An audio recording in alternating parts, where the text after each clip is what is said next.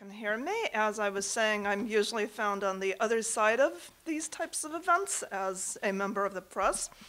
I'm here today to, take the podium and speak on behalf of this group because I believe that a lot of my colleagues in the press, unfortunately, have failed at some basic duties of the media when it comes to the issue of campus sexual assault.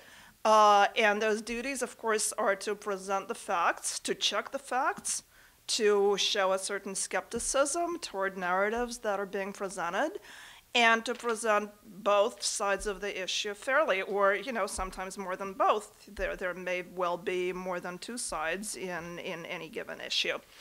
A lot of these flaws became evident recently, at the end of last year, in the sensational story at the University of Virginia, when Rolling Stone magazine published a now infamous piece by Sabrina Rubin Erdely, which a lot of people probably initially thought was going to be nominated for a Pulitzer. That's not quite how it turned out. And, Sabrina Erdely hasn't been heard from since. It was a story that really had all these ingredients of a kind of sensational, very emotional story.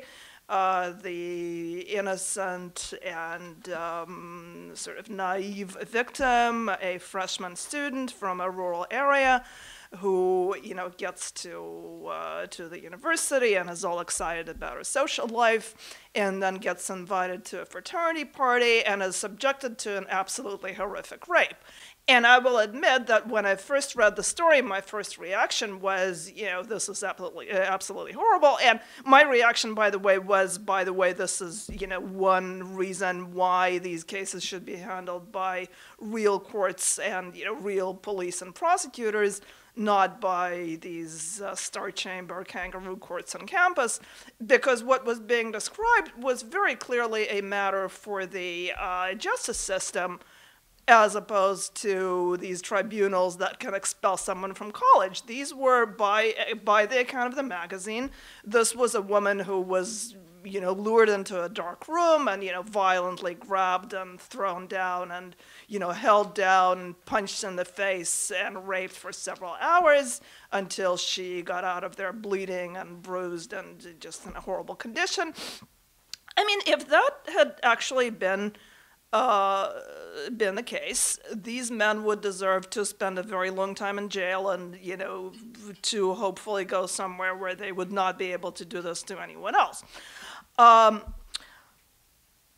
will say that the second time that I read the story, I had certain alarm bells going off where there were certain details that were just really not adding up for me.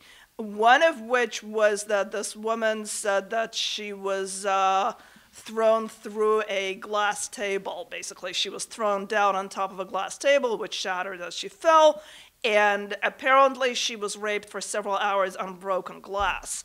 And then supposedly she ran out of the building when she passed out, and then when she came to, nobody was there.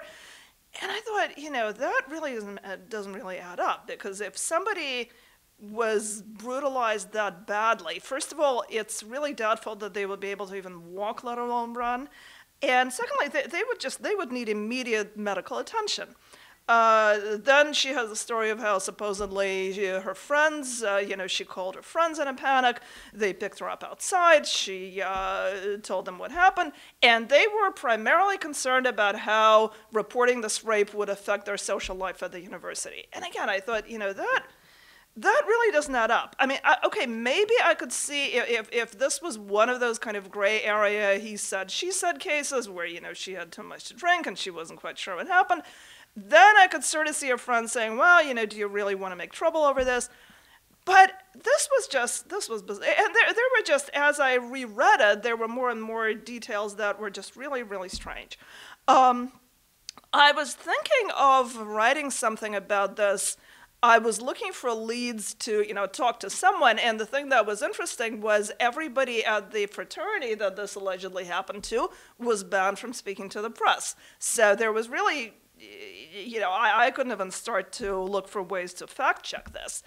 And then what happened was that several days later, a blogger named Richard Bradley, who is also the editor of Worth magazine and former editor of George, now defunct magazine, published a blog post basically saying, there are a lot of things about the story that don't really seem to add up.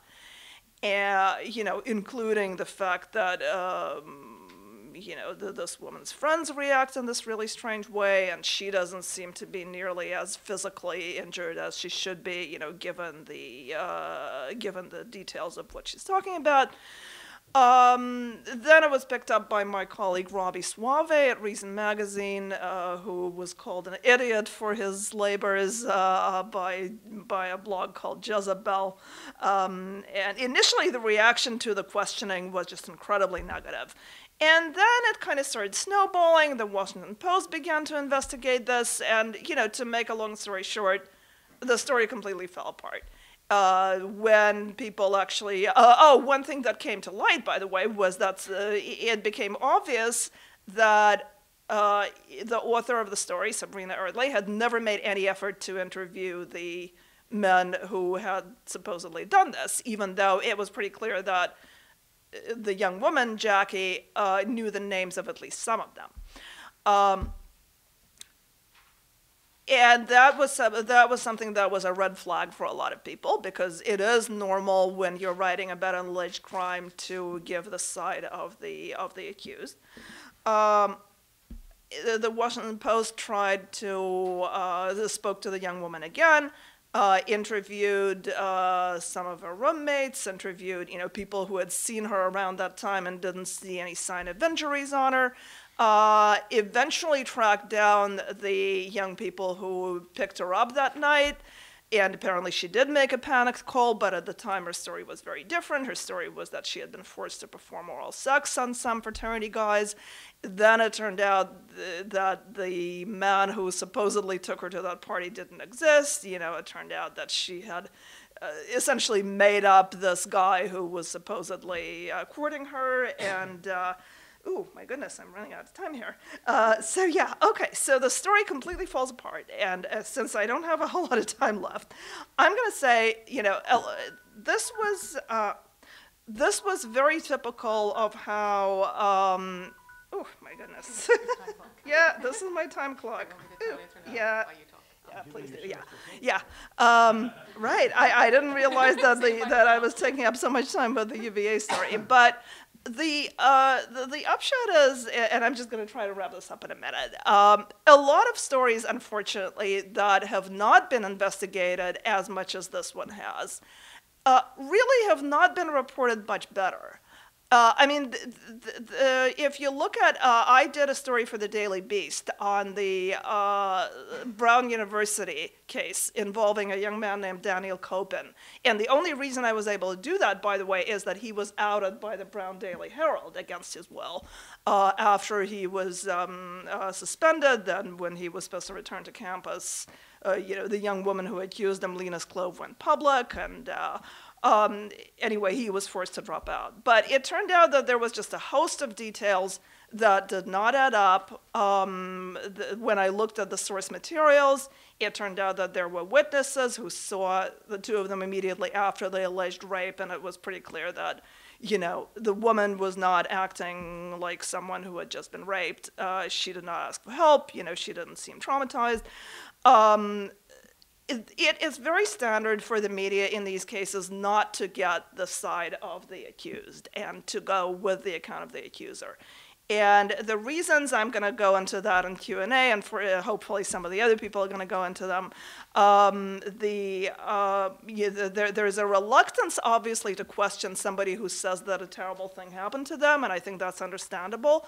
But I think there is also a certain ideology that is involved, which is this, what I would call pseudo-feminist notion, because it's really kind of a new pedestal for women, that you don't question the word of someone who says she was a victim of sexual assault. And that is something that I think the media really have to start looking at, and they really have to start approaching these things differently. And, I'll just leave it there, and hopefully we'll have more time in the Q&A.